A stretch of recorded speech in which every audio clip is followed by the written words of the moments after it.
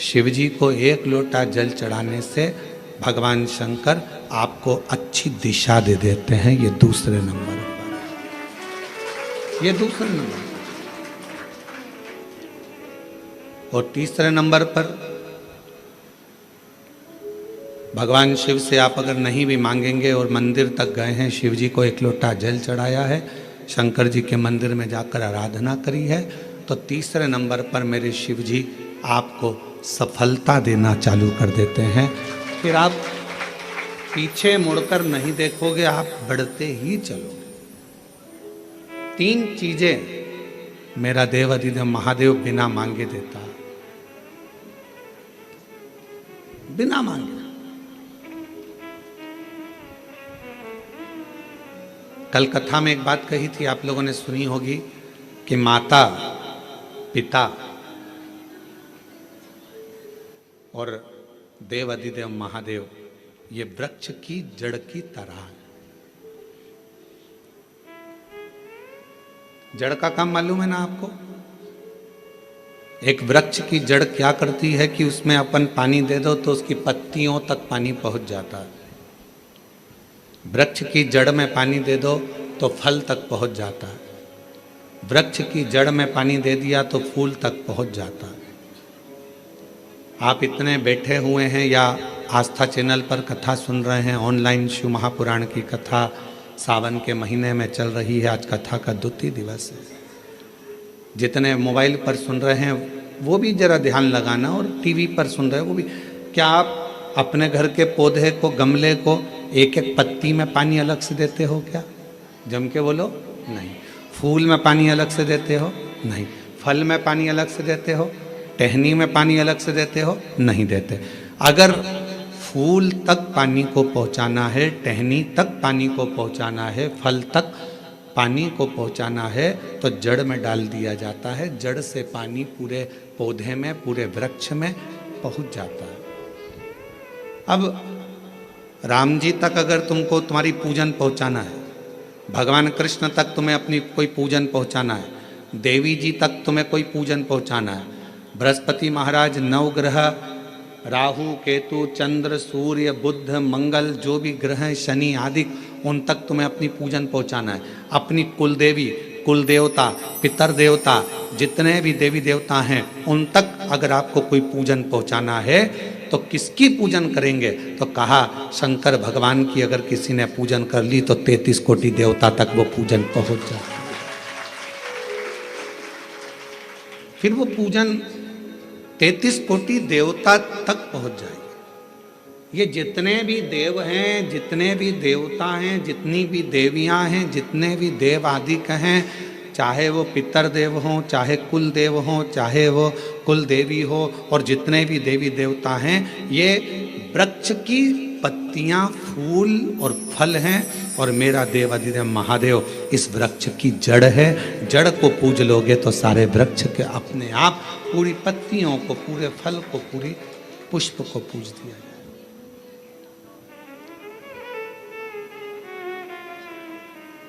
आपको एक बार कथा में कहा था, जब नवग्रह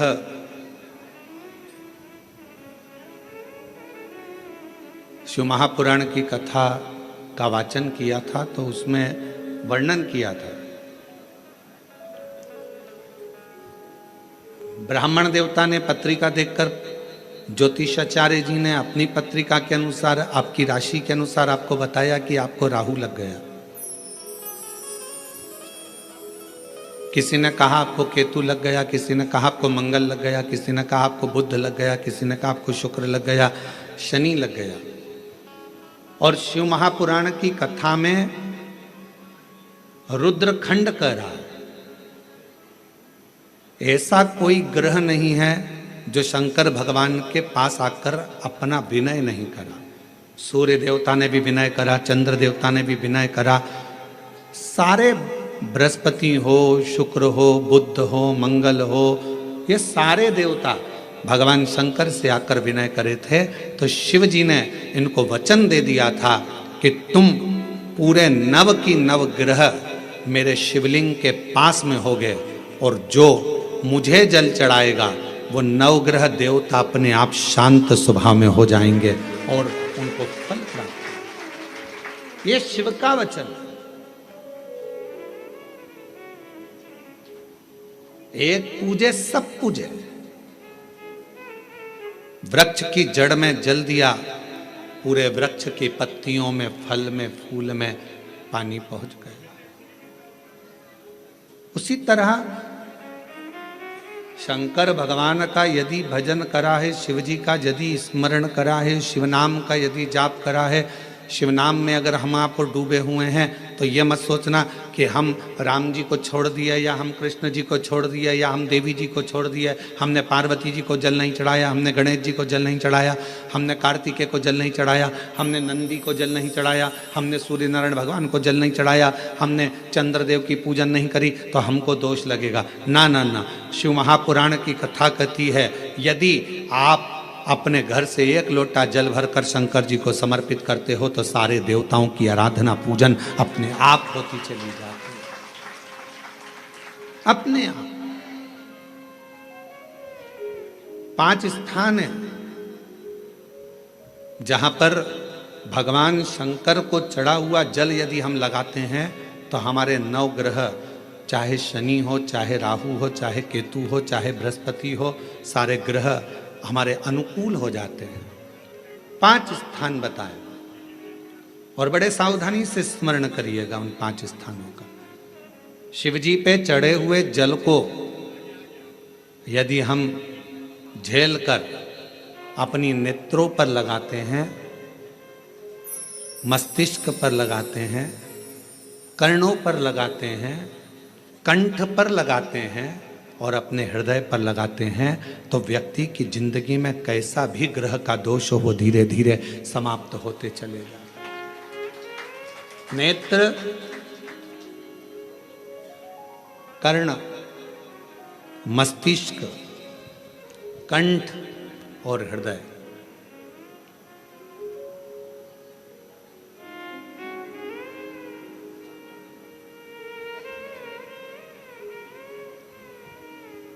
ये 5 स्थान इससे बता दिए शिव महापुराण में जिन पर शिव जी के चढ़े हुए जल को हम केवल मात्र लगा लेते हैं तो उससे भी हमको फल की प्राप्ति हो जाती है।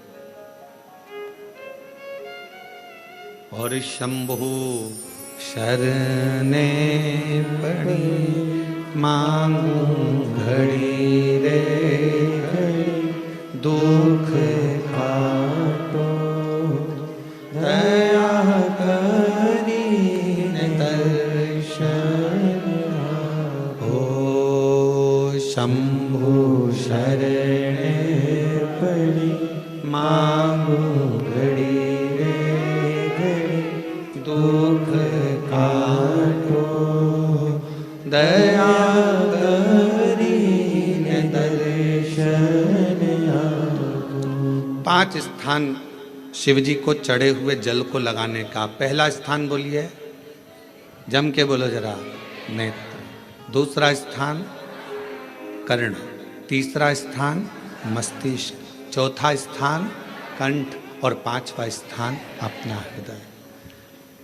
मात्र ये 5 स्थान शिव जी के चढ़े हुए जल को आप अगर लगा लेते हो तो तुम्हारे ऊपर किसी ग्रह, चाहे शनि हो, चाहे राहु हो, चाहे केतु हो, चाहे मंगल हो, कोई ग्रह आप पर भारी नहीं रह सकता। और एक प्रैक्टिकल कर कर देखना, शिव महापुराण सुना करो तो प्रैक्टिकल जरूर करा करो, क्योंकि आपको मालूम पड़ना चाहिए कहीं सियोर वाला महाराज झूठ तो नहीं बोल गया। प्रैक्टिकल जरूर करो और प्रैक्टिकल का फल मिले तो पत्र में जरूर लिखकर भेजो कि हाँ हमने कथा सुनी थी कोरबा की और कथा सुनने के बाद मुझे 3 महीने में जो प्रैक्टिकल करा मैंने तो उसका फल मिला मुझे। प्रैक्टिकल करो। जिस लड़की को, जिस लड़के को मंगल है और ब्राह्मण देवता ने यदि आपको कहा कि इनको मंगल है, इसकी शादी में देरी हो रही है, मंगल के कारण अगर शादी रुक रही है, देरी हो रही है, विवाह में देरी हो रही है, तो उस बेटी और बेटे को 3 महीना लगातार शिवजी पे चढ़े हुए जल को इन 5 स्थान पर लगाना प्रारंभ कर दे। 3 महीने के बाद वो खुद कहेगा कि हाँ हमारा संबंध जम गया, हमें मंगल से कोई दोष नहीं लगा। स्वयं शिव कृपा करते हैं, स्वयं शंकर करुणा।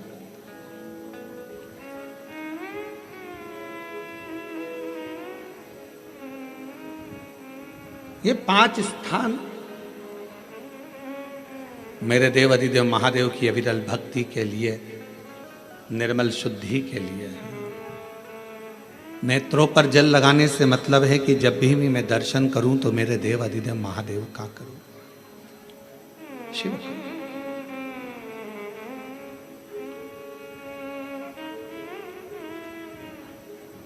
कंठ पर जल लगाने से मतलब है कि मेरे मुख से जो वाणी निकले, और मान लो मेरे मुख से कोई अपशब्द निकल गया तो किसी का बुरा ना हो जाए। कर्णों से जल लगाने से मतलब है कि मेरे कानों के माध्यम से जो शब्द मेरे अंदर जाएं वो मेरे जीवन का कल्याण करें। मस्तिष्क पर जल लगाने से मतलब है कि मेरे भगवान के चरण का जल, उनकी रज मेरे सिर पर चढ़ी रहे और मेरे जीवन में कभी अहंकार ना आए। हृदय पर जल लगाने से मतलब है कि मेरे हृदय में भगवान शंकर के चरणों का वास नित्य प्रति रहे हमेशा।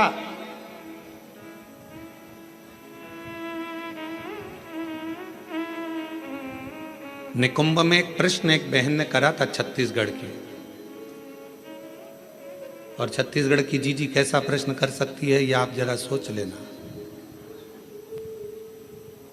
निकुंभ में एक छत्तीसगढ़ की बहन ने प्रश्न किया था, गुरु जी आप कहते हो कि शंकर भगवान के भक्त जब अपने प्राणों को त्याग कर जाते हैं तो शिव धाम में रहते हैं,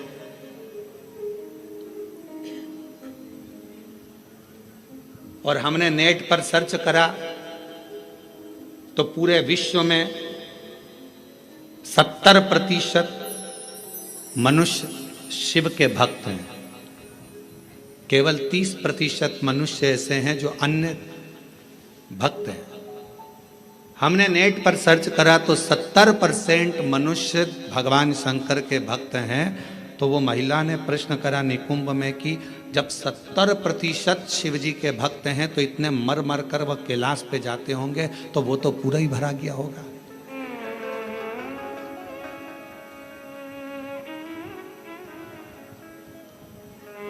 शिव जी अपने भक्त को कहां रखते हैं? भगवान शंकर अपने भक्त को कहां रखते हैं? तो यदि मेरी बहन अगर कथा सुन रही होगी निकुंभ वाली जिसने प्रश्न किया था, अगर वो कथा सुन रही हो तो उनसे कहूंगा मेरे शंकर भगवान अपने भक्त को कभी भी कैलाश में यहाँ वहाँ नहीं रखते। अपने भक्त को भगवान शंकर अपने दिल में रखते हैं, जहाँ पार्वती जी का स्थान है, जहाँ माँ जगतजननी पार्वती जी का स्थान है, उस स्थान पर भगवान शिव अपने संपूर्ण भक्तों को रखते हैं। फिर कहा अगर ये भक्त अंदर रखे रहते होंगे तो भगवान इन भक्तों को, तो हमारा निवेदन है, बहुत सारी केरियां आना चालू हो गई है, अचार डालने का समय आ गया, और कुछ कुछ मेरी जीजियों ने जीजाओं ने तो डाल भी लिया होगा।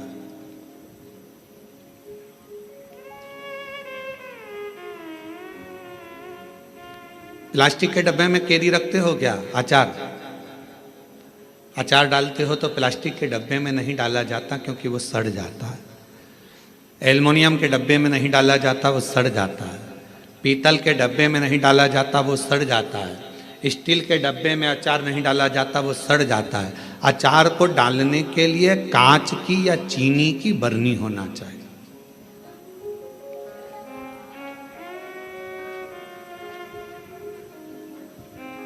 अचार को डालने के लिए कांच की बरनी हो या चीनी की बरनी हो, और उस अचार में मसाला भी रहता है ज़्यादा मात्रा में तेल भी रहता है, ज़्यादा मात्रा में नमक भी रहता है। पूरा मसाला उस अचार की बरनी में रहता है, फाँक तो कम रहती है। और वो अचार की जो फाँक है वो हर किसी को नहीं दी जाती। अचार हर किसी के आगे परोसा भी नहीं जाता। कोई खास आता है तो अचार दिया जाता, और अचार खाने का भी तरीका है, किसी को फाँक पसंद आती है, किसी को मसाला पसंद आता है, किसी को तेल पसंद आता है। उसी तरह भगवान शिव की कथा कहती है, शंकर जी कहते हैं माँ पार्वती जी से जो मेरा भक्त है उसको मैं अपने हृदय में रखता हूँ और देख लेता हूँ जिस जगह पर भजन की कमी होती है, शिव नाम की कमी होती है, वहीं पर अचार की एक फाँक निकाल कर पटक देता हूँ और दुनिया के लोग वो अचार की फाँक को चाटना प्रारंभ कर देते हैं। अब ये कथा हो क्या रही है? ये शिव महापुराण की कथा, ये भगवान की कथा अचार की फाँक है, और आप और हम सब उसको चाटने के लिए बैठे हैं। किसी को भजन में मजा आए, आनंद आएगा, किसी को भगवान के दृष्टांत में आनंद आएगा, किसी को फाँक में, कथा में आनंद आएगा। सबका तरीका अपना अपना है, सबका तरीका।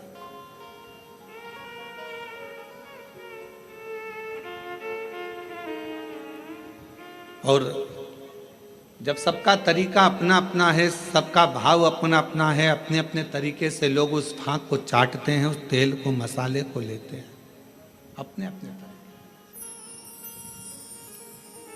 उसको धारण करना, भगवान शंकर कहते हैं कि मेरे नजदीक में आने वाले को, मेरे पास आने वाले को मांगना नहीं पड़ता।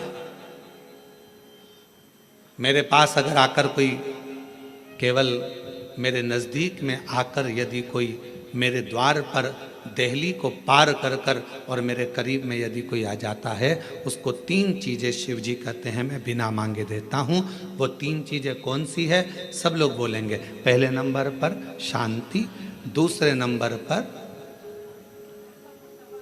सफलता, और तीसरे नंबर पर दिशा। क्या क्या चीज़ है?